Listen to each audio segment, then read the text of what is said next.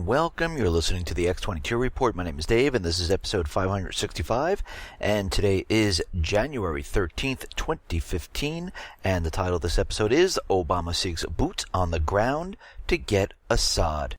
Let's get into the economic collapse news. Now, we understand the snap elections for Greece that are coming up January 25th, and it seems from the opinion polls right now, the Syriza party is in the lead. Now, this party is anti-austerity. They would love to write down the debt. And we see right now Alexis Tsipras, hopefully I'm pronouncing his name correctly, he's saying that the Greek economy has stabilized, is an arbitrary distortion of the facts. We're facing a shameful embellishment of the statistics to justify the effectiveness of Troika policies. He's saying that German taxpayers have nothing to fear from the Syriza government. The truth is that the Greek debt cannot be repaid as long as our economy is subjected to constant fiscal waterboarding. Sorry, the truth is the Greek debt cannot be repaid, period. This is what he is saying. And he is out there telling us that, yes, a lot of the statistics that the government is putting out there is completely manipulated to make people believe that things are fine. And we see this a lot in many of the countries. We see it throughout Europe. We see it with the Eurozone. We see it here in the United States, where they constantly manipulate every single thing. Anything the government touches and any type of statistical number, they have the ability to manipulate it to make it seem like the economy is doing much better than it really is. And we know it isn't, because we're looking at real economic indicators. We're looking at what's really going on in this country, and we're starting to see more and more layoffs occurring here in this country, the United States. United Airlines is laying off about 2,000 people. Philip Morris is laying off about 640. Florida Blue, 150. Harvey Industries, LLC, 140 people. And we're starting to see that the workers are looking at the entire recovery, and they're saying to themselves, wait a minute, something is wrong, because I have a job right now, and I am getting absolutely no response from it whatsoever. It makes no sense. So I'm not going to quit my job until I have a job. And these people are continually looking, and they're looking at the corporate media, they're looking at the government, and everyone is telling them that everything is fine. We're in a recovery. Unemployment is down by 5 points, down to 5.6%. So something doesn't make sense. So the workers are not buying the labor market recovery. But over the year through November, the number of job openings rose to 21%, fast outpacing the quits, which grew about to 7%. And this is coming from the U.S. Labor Department. Now, when I worked for many different corporations, we all did this pretty much the same exact thing. During 2007-2008, we had many job openings, but we were on a hiring freeze. But our management continually told us to interview people. We interviewed people, but we were not allowed to hire people. Now, of course, this is to keep the job recs open, to keep them there in place, and to make it look like, yes, we are looking for people, but we're actually really not hiring. We were on a freeze.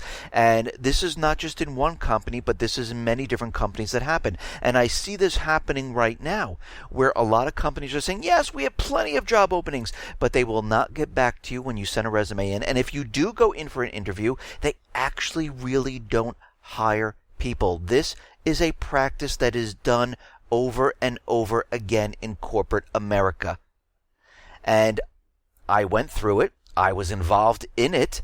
And of course, management comes down and tells the people what they need to do. And we say, this doesn't make sense. They said, it doesn't matter. You have to do it this way. And this is why we're seeing a lot of this. This is why the people are out there saying, if we're in a recovery and you're telling me there's all these jobs out there and there's all these job openings, why isn't anyone responding to my resume? Why haven't I been called in for an interview?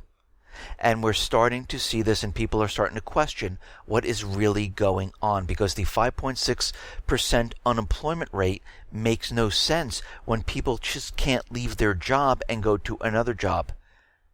It makes no sense. Now, in the housing market, like we've been talking about, it is completely imploding. We see that many people in the mortgage departments of the major financial institutions, they have been let go because they realize the American people will not be taking out mortgages to purchase homes. And we're starting to see some home builders, they are starting to get hit by this. KBH sees their first quarter bottom line about to break even against expectations of a 17% rise. How is that possible? They were expecting 17% and now they're just going to barely break even. Actually, it'll probably be a lot worse than that.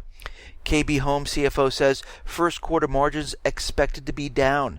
KB Home pulled out of a couple Houston land deals.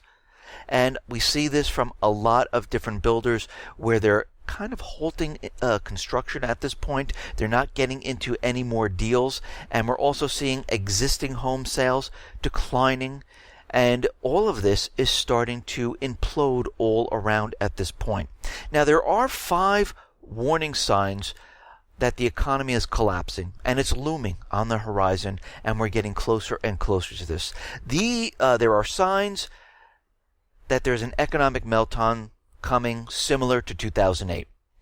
And additionally, some of the factors destabilizing the economy are being pointed to as economic good news. Now, we know for a fact they can spin anything they want, just like they did back in 2008, where they told us the subprime was contained, they're not forecasting any type of recession, everything is absolutely fine. We've seen this in housing dips, it's starting to go back up, and everything is fine. So nobody worry about anything, just keep putting your money in the stock market. That's what they want. But we're seeing the same things happen that happened back in 2008. Price of oil is dropping. The falling price of oil is having a negative impact on the economies of a number of countries, including Canada. Number 2, stores are closing. A large number of retail stores are closing. A large number of retail jobs are vanishing as the retail apocalypse continues. The clothing chain Wet Seal, as we know, is closing about 338 stores, almost 3,700 people being laid off. We also see another clothing retailer, C Wonder, is closing down 32 of its stores. Macy's closing 14 department stores, laying off 2,200 people. Alco, a 113-year-old chain that operated about 198 discount stores, is closing completely and putting 3,000 employees out of work. Sears, which also owns Kmart, is planning to close about 116 stores in the next few months. Number 3, household income is falling incredibly. Income in 81% of the counties in the United States is still lower than it was in 1999. 4, subprime is back.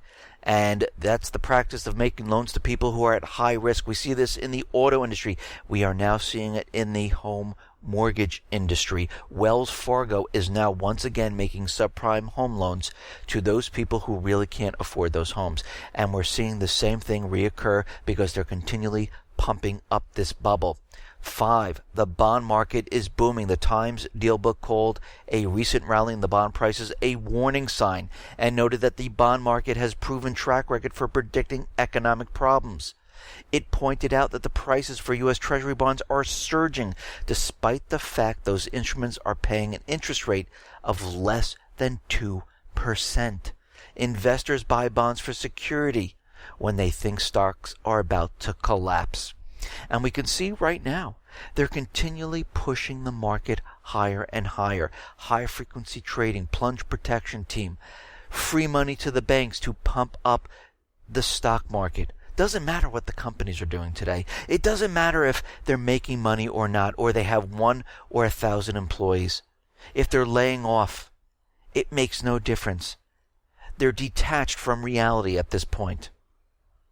Now, we understand the credit rating agencies here in the United States really don't give us a firm picture of what is going on. I mean, back in 2008, 2007, they told us that these subprime securities were AAA ratings, and all the retirement funds, pension funds, they all took it and they invested in it, and guess what happened?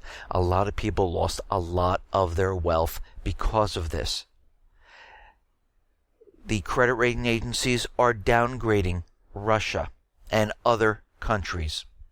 So what are they doing? Well, Russia and China, they are starting their own credit rating agencies. And we talked about this before, but they're going to go live this year.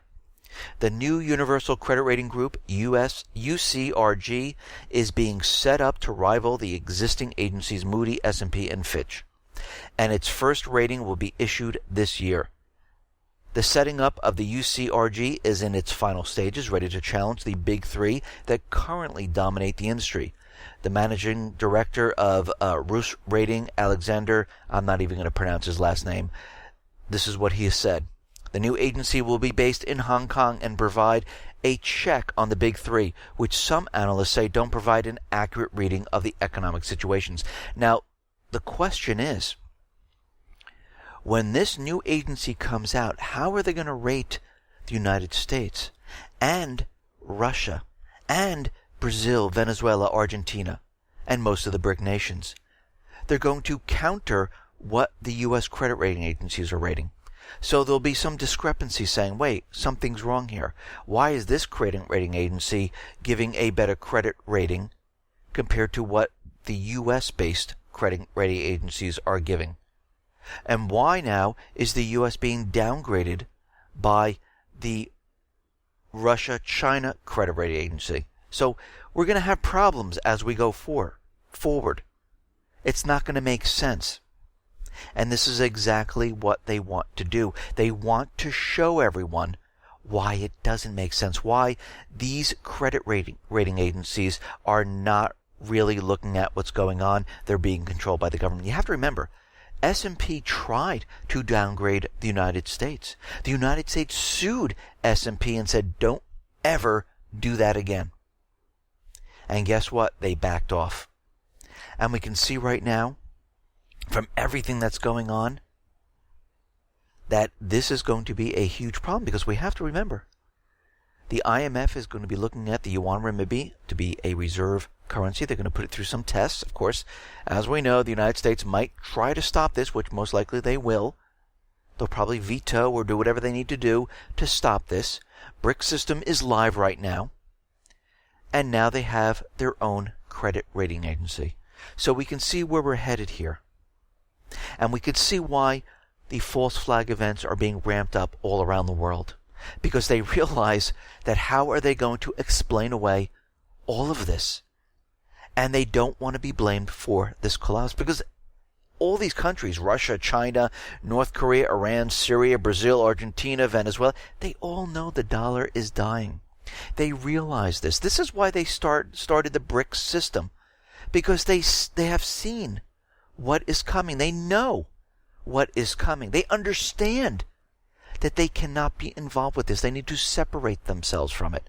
And this is what they are doing. And this is what you need to do. You need to separate yourself from what is going on here. If they're separating themselves from the US dollar, you need to separate yourself. Maybe invest in yuan, renminbi, or precious metals. Something other than the US dollar. Hedge your bet. Protect yourself, just like every single one of these countries are doing at this time.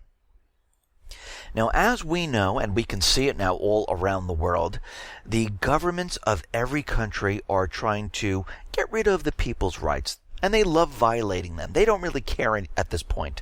They will just continually violate them. They'll come up with laws. It will sound like it's legal to do, but basically what they're doing is they're violating everyone's right. Now, here in the United States, we understand they're continually passing thousands upon thousands of laws against free speech, against the Second Amendment, against the Fourth Amendment, where they can search you. And again, none of these laws can go above the rights of the people. That is the top. Everything else is meaningless. And we can see right now, there are lawmakers that are proposing a Second Amendment Education Act in South Carolina, which would require all public schools in the state to provide a 3-week course on gun safety with curriculum approved by the NRA. The bill, which was written by Representatives Alan Clemens, Richard Yao, and Gary Smith, mandates that all public elementary Schools, middle schools, and high schools in South Carolina provide instruction in the Second Amendment to the United States Constitution for at least 3 consecutive weeks each academic year. The more we debunk and demystify the forbidden, said Clemens, the better it is for education of children and the better it is for a child who finds an unintended firearm where a catastrophe could occur.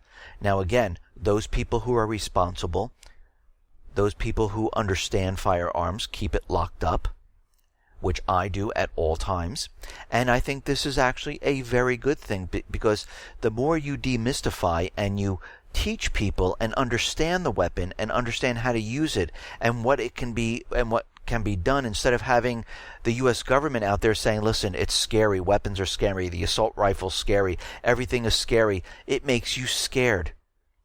Instead of being educated in what these things are, and I'm talking about the weapons, the better you will be. And the better the children will be as they grow up. They will understand what the Second Amendment is. They will understand what the First Amendment is. They will understand what all the rights are of the people. But again, the governments, they don't see it that way. They're trying to remove our rights. And we can see already from what has been going on with this false flag event in Paris. As we said yesterday, David Cameron's out there saying, listen, if you elect me, I will remove more of your rights. And we can see that he's leading the charge to outlaw encryption, because when these companies use an encryption method that the NSA, FBI, the agencies of England or France or Spain, if they don't know the method, they can't kind of break it down and find out the key. And this is why they don't want encryption. This is why they want it completely open so they can spy on every single person. This is why they're leading the charge. This is why the NSA had backdoors into Google, Yahoo, Hotmail, Facebook, Twitter, because this is the only way they can spy on every single person. Now, France is out there, and they are preparing new terror laws. Now, every time there's a terrorist attack, this is exactly what they do. They prepare new terrorism laws. France's Prime Minister announced he would seek tighter surveillance of convicted extremists Tuesday, and reports emerged that the weapons used by the terror cell that killed these people came from outside of the country. So, as we know, France has very strict laws for weapons. And as we know, criminals, they don't follow the laws. They go around the laws. They use the black market to bring in any type of weapon. And we've seen this here in the United States. Think back to Prohibition. Was the time period where alcohol was outlawed, but guess what? The normal, everyday, law-abiding citizen, they didn't have alcohol because that was the law. But the criminal element, they knew of a way of bringing it in. The same thing with weapons. And this is why the UN is out there. And this is why they want to remove all weapons from every single person. And this is why John Kerry signed that treaty. Now, it has not been ratified here in the United States. And even if it is, it does not override the rights of the people, because we are born with this right. There is nothing that can override these rights. And we can see that the president is ready to sign this if the Senate would just pass it. And this is why we've seen in the last couple of months all of these mass shootings, because they're trying to convince them to pass these laws. Now, the EU is out there, and they want to lock down all the borders. They want to immobilize everyone and spy on everyone. The Interior and Justice ministers from Europe and the U.S. gathered in Paris, as we know. Eric Holder was there, and they were talking about increased internet surveillance and a stricter border security to counter attacks. Well, everything that they put in place before, the 14 years of fighting terror and putting all these devices in place to spy on the people, to pat them down in airports. Well, if you believe the official story, none of this worked, and more of it will not do a thing, because these are false flag events. They are planned attacks by the governments. And all of this that they're putting together is really not for that. It's to keep people in line, period. To keep control of the people. The German authorities will seize the ID cards of anyone, and you have to listen to the wording, suspected, not convicted, suspected of having ties with terrorists. Now, what's the definition of this? And they will keep your ID for 3 years, and you will not be able to travel. The new legislation is to be approved by the German cabinet on Wednesday, along with having their IDs confiscated. The suspected would-be militants would receive a document saying they are banned from traveling. Currently, Germany, they already have the authority to seize passports to keep citizens at home. However, they do not have the right to confiscate personal IDs, which are to be carried at all times. Now, they will have the ability to do this if this law passes. And you can see right now, none of these people are convicted. They're suspected. And what is the definition of an extremist, of a terrorist, of anybody? Well, it's up to the government. And you can see how they are cracking down on all of this. Now, here in the United States, we understand the NSA has been spying on every single person. We understand the Real ID system, which DHS has started and all states need to come into compliance with, which means DHS will be issuing your license. They'll have your fingerprint, it will have your iris scan, it'll have a barcode on the back, and they will use this to track you everywhere you go, because they already have agreements with Canada and Mexico, and soon to be with probably every country in the world here, to track you and understand where you are and what you're doing. And most likely here in the United States, there will be certain checkpoints. We see them popping up now where they just stop you and ask for your ID. And soon you will see this, and they will just scan this through to make sure you are who you are. Now, the FBI and the NSA have been working together to spy on the American people, and this is coming from new documents that have been revealed. Documents provided by the Federal Bureau of Investigation suggest that the FBI has played a part in the National Security Agency's surveillance operation to a much greater extent than previously acknowledged. The 231-page report contains a single unredacted reference to PRISM, the internet surveillance program used by the NSA to gather intelligence from major web firms like Facebook, Yahoo, Skype, and others. It also contains details confirming the U.S. spy agency has, for more than 5 years, shared its signals intelligence with law enforcement investigators within the FBI. So we can see right now the FBI, DHS, NSA, they're all sharing the information. They all know what everyone is doing, and this is to keep an eye on every single person, because they realize when this collapse comes, they need to know who is going to be a threat to their authority. Now, out in Ukraine, we understand the central bankers have pretty much infiltrated the entire country. They've taken it over. And all, like Poroshenko, he's just a puppet of the central bankers at this time. But what we need to know is that the World Bank and the IMF, they are helping biotech run the latest war in Ukraine. Make no mistake that what is happening in the Ukraine now is deeply tied to the interest of Monsanto, Dow, Bayer, and other big players. Monsanto has an office in Ukraine. The opening of this office coincides with the land grabs with loans from the IMF and the World Bank to Monsanto. Previously, there has been a ban on private sector land ownership in the country, but it was lifted just in time for Monsanto to have its way with Ukraine. In fact, a bit of political maneuvering by the IMF gave the Ukraine a $17 billion loan, but only if they would open up to biotech farming and the selling of Monsanto's crops. In the guise of aid, a claim has been made on Ukraine's vast agricultural riches. It is the world's third largest exporter of corn and fifth largest exporter of wheat. Ukraine has deep, rich black soil that can grow almost anything, and its ability to produce high volumes of GM grain is what made biotech come rushing to take it over.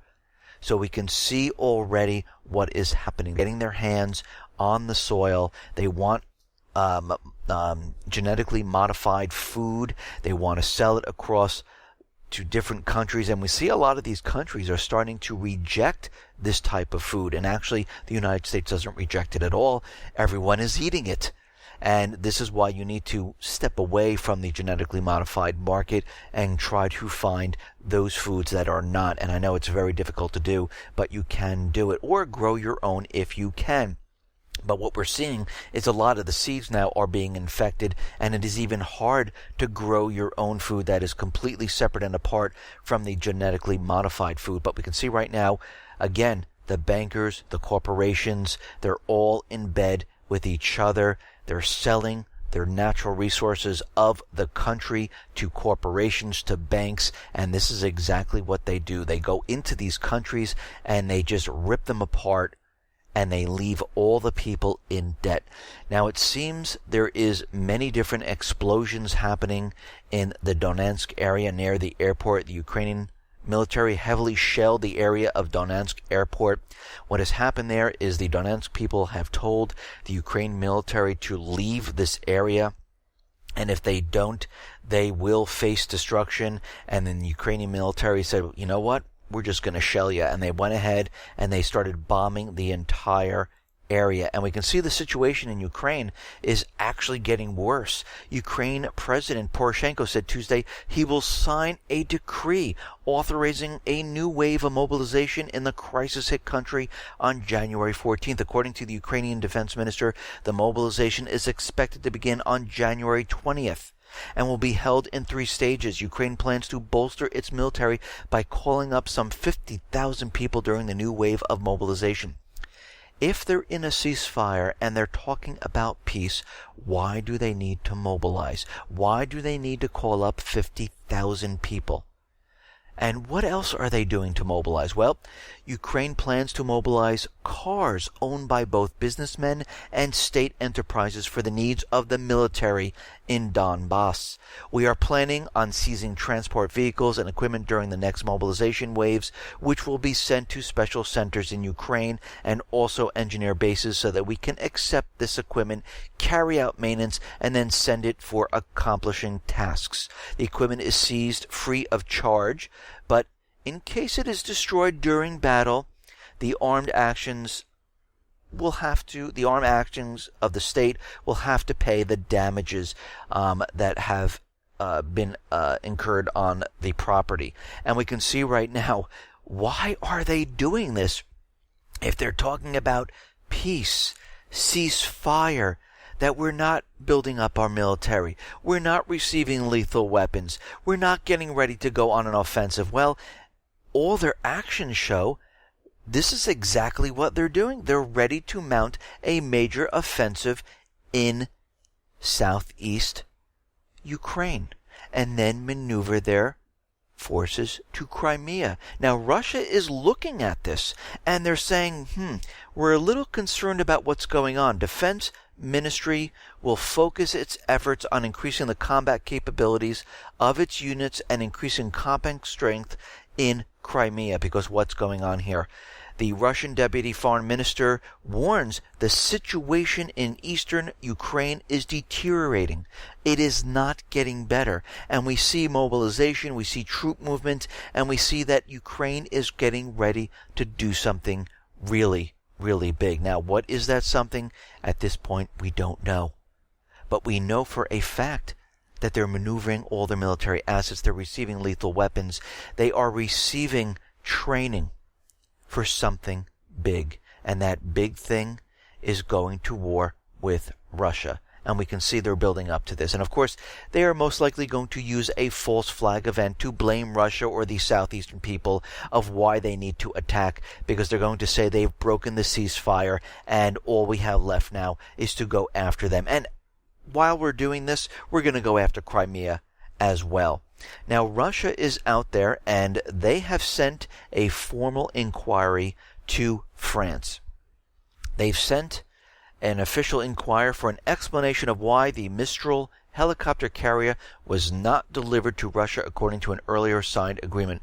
The official said that Russia could not accept an oral explanation, which I agree. They had a contract, a written out contract. It had nothing about supporting Ukraine. They were just buying ships, and France was going to build them, receive money, which they have, and they were going to deliver them to Russia.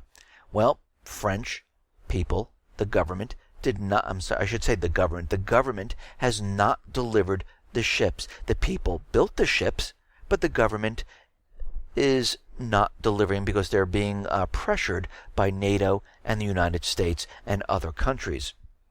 In order to take further actions, turning to the court or giving France more time to comply, Russia needs to have a written explanation. According to the terms of the $1.5 billion contract signed in June of 2011, the Russian Navy was due to receive the first of the two Mistral-class helicopters carriers by November 14th of 2014, and they have not received this whatsoever.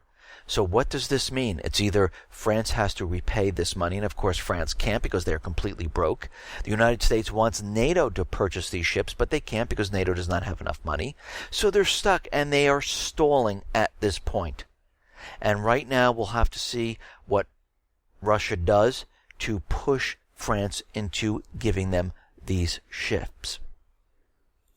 Now, out in Iraq, we understand that the first war there, or one of the wars there, with the weapons of mass destruction, we know this was a false flag event. We understand there was no WMDs. We realized we were tricked. And right now, out in England, they want the information on Iraq about the Iraq War.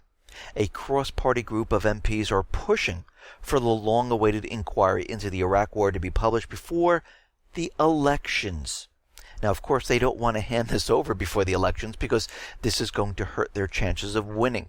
Because the people are going to look at this and say, whoa, wait a minute. You lied to us? We were tricked into going to war, and now you want us to elect you again? No.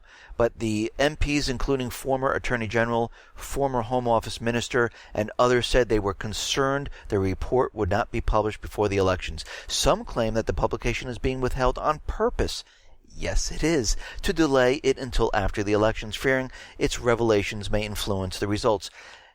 That's exactly what they're doing. Just like Obama didn't want to mention anything about immigration until after the elections because he knew the people were not behind it. The only people that were behind it were the bankers and the corporations. The same thing that's happening here. They're keeping the information to after the elections because they don't want it to hurt their chances. Now, the Islamic State has put out another video. It appeared online, and there are two alleged Russian agents, and the clip is about 7.5 minutes long, narrated in Russian, and it opens with two men explaining that they were sent there by the FSB to infiltrate the Islamic State and kill one of the leaders. And following the interrogation, both men were on their knees, and it looks like a child shot them in the head and executed them. And again, we've known how the Islamic State puts out their videos. We understand a lot of them are fake, and we can see right now they're trying to drag Russia into this war. Now, we can see that the Russian Federal Security Service, FSB, said Tuesday that it will not pass comment on the video showing the alleged execution. And it seems like the powers that be want Russia to move into the stance and get into the fighting in Syria. Now, is this against the Islamic State? Is it really working with the United States? Because Russia, China, Iran, Syria, they have been talking to the United States saying, listen, we have the same problem with terrorism. We would love to fight terrorism with you, and we would love to help out. And of course, the United States is continually saying, no, we do not want your help. We will handle this. And again, we have to understand that Russia, China, Iran, Syria, they are all going to be those countries that the United States government, central bankers, Israel, UK, and other nations are going to be fighting against during the next war. So they really don't want their help, and they really don't want them on the same side because, again, as we know, if Russia came in and they started fighting against the Islamic State and they realized, hey, wait a minute, are we really fighting the Islamic State? Because we already know a lot of the government officials in Iraq are looking at the situation and saying, listen, you are actually bombing infrastructure not really bombing the Islamic State. What is going on here? And why are weapons from the United States being dropped to the Islamic State? Something is wrong here. And you keep saying it's an accident, but it happens time and time again. And we're actually seeing shipments come in, and the Islamic State is receiving them. So what is really going on here? And if Russia does join up, and once the United States government goes after Assad, what is going to happen during this period? Because as we know, Russia is on the side of Assad and will back him. Now, French lawmakers, they have now said, listen, we're going to extend the military action against the Islamic State in Iraq. Prime Minister Manuel Valls urged Parliament to extend the operation, saying our mission is not over. We are faced with a war against terrorism, and we know they launched an aircraft carrier, and they're sending it to the Middle East where the fighting is occurring. Now, President Obama is out there, and he is ready to put boots on the ground. America's new ambassador to Iraq says his government has come to an agreement with Baghdad on privileges and immunities, and I reported this back in episode 533, and this is the same thing that happened in Afghanistan. They came to an agreement where the U.S. troops will have immunity. They will not be tried for any crimes they commit inside the country, and this will now allow troops inside of Iraq, just like it is in Afghanistan. And this took place back a couple months ago when this occurred.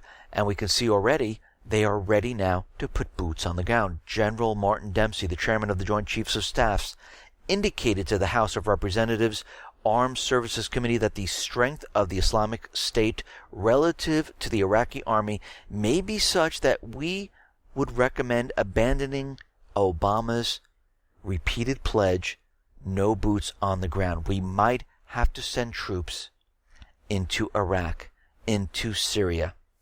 President Obama told congressional leaders during meeting today at White House he would seek authorization for military force on the Islamic State. Bonner's office, in a separate statement after the meeting, said Republicans would work with him to build support. I'm not predicting at this point that I would recommend that those forces in Mosul and along the border would need to be accompanied by U.S. forces, but we're certainly considering it, and this is coming from Dempsey. And basically what that means is, yes, they will need support because they need about 80,000 military troops to take control of the situation. And guess what? Iraq is not going to be able to do this. So they will need boots on the ground. And this is why they've commandeered an air base. This is why they're setting up a division headquarters that can support 30,000 soldiers.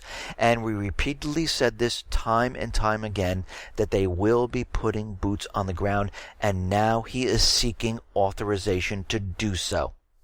Period. The end. It is happening. The United States government, the central bankers, are bringing the people here into war, along with France, along with the UK, and along with all the other private Western central bank countries. It has started.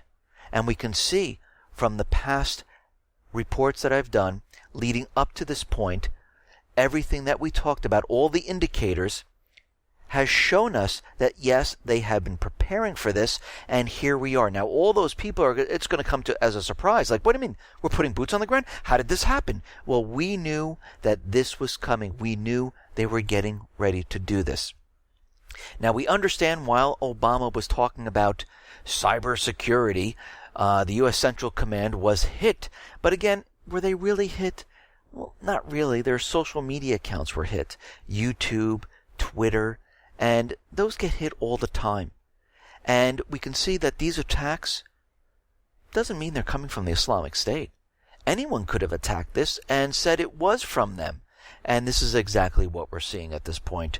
A former high-level FBI counterterrorism agent Ali Sofan, he's saying that I doubt this is ISIS because ISIS never calls themselves ISIS.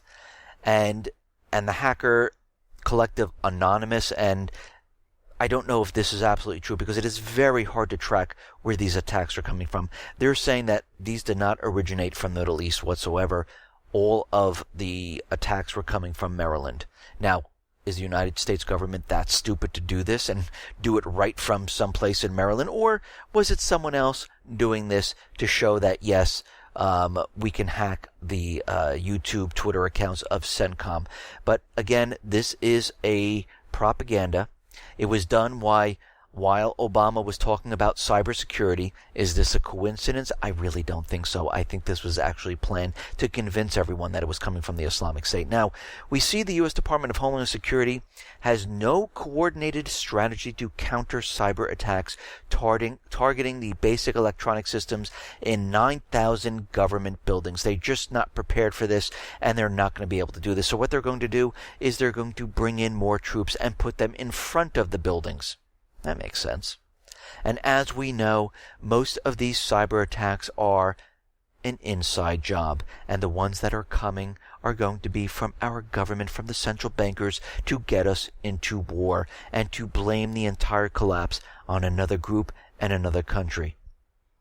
Now, Russia is out there, and they are saying that many, and this is coming from a Russian State Duma speaker, and he's saying that many current European and U.S. politicians are unable to tell a real threat of the modern world from false and fictitious. He's talking about false flag events. And he's saying that these politicians really don't understand what's going on, and they don't use any of their resources to investigate what's really going on. They just believe whatever the news, the corporate media is putting out there, and they go with that. And of course, all that information is coming from the White House. And they fail to tell the difference between the freedom of speech, professionalism, from deliberate provocations. They are unfortunately typical of using double standards, both in deeds and words. And he gave an example. During Ukraine's Odessa tragedy, in which more than 50 died, this tragedy did not stir up any emotional response by political elites in Western Europe. No, because they're the ones who were doing it at this time. They are the ones who hired them. Of course they weren't going to stand up and say, oh, this is terrible. They were behind it. They're behind this for a different reason, and this is to remove the people's rights, to shut down free speech, to shut down the rights of the people, and to bring us to war. And this is why they're trying to convince the people of the world that we need to go after terrorism, and this is why this is happening. U.S. intelligence is now sharing information with France after the attack, so information from the United States is now being shared with France. And of course, if the NSA or FBI or DHS knew something before the attacks, they really didn't say anything. So again, as we see, this information is absolutely meaningless, because the information that they are sharing is the personal information of the United States people. It's the people they're spying on, the people that they're scared of. And we can see right now all these private Western Central Bank countries will be sharing all this information because they need to track those people who are a threat to their authority. Now, something very interesting, the Prime Minister of Turkey and the current President Erdogan, a NATO member, Turkey, did the unthinkable today, accused the West and French citizens in particular of staging the Charlie Hebdo murder in order to blame Muslims. Even as the mayor of Ankara said, Assad is definitely behind such incidents. As Muslims, we have never sided with terror or massacres. Racism, hate speech, Islamophobia are behind these massacres. He said the culprits are clear. French citizens undertook this massacre and Muslims were blamed for it. And that is something, because as we know, Erdogan was out there a couple of months ago trying to stage his own false flag event where he had military personnel sneak into Syria with rocket launchers, and he wanted them to fire missiles from Syria into Turkey. This way NATO would be able to invade Syria. But again, he got caught. He tried to take away YouTube, Twitter. He banned them and said, no, we will not have this running in our country. Everything must stop, because he was caught. And you can see exactly what these leaders do when they do get caught. They shut down free speech completely. Now, there are new terror plots. A counterterrorism official have reportedly uncovered a plot to abduct a serving police officer or soldier on UK soil and broadcast their brutal murder on the web. The authorities in England are now on high alert because they're very nervous that the Islamic State is going to try to get one of these people and then cut their heads off. Of course, they're not going to show it because, again, most of this is staged. The Al-Qaeda branch now is issuing new warnings to France.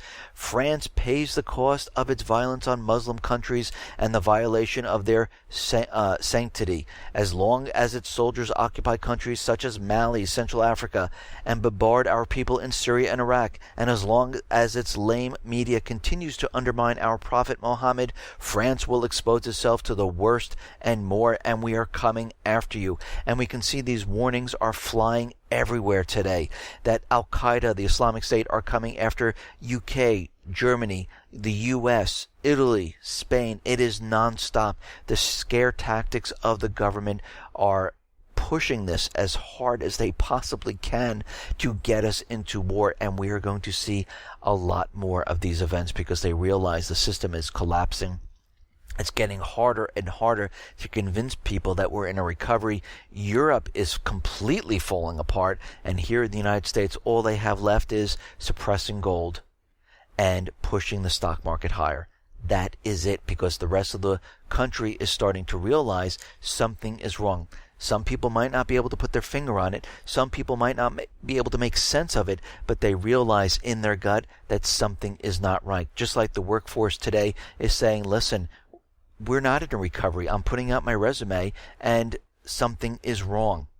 And they're running out of time, and this is why they're pushing their agenda. This is why they're accelerating it, because they realize the collapse is here. They'll only be able to hold it for a short period of time before the whole thing comes tumbling down, and they need this to be blamed on another group and another country. Listen, everyone, thanks a lot for listening. Be well, be safe, and especially be prepared. Thanks a lot.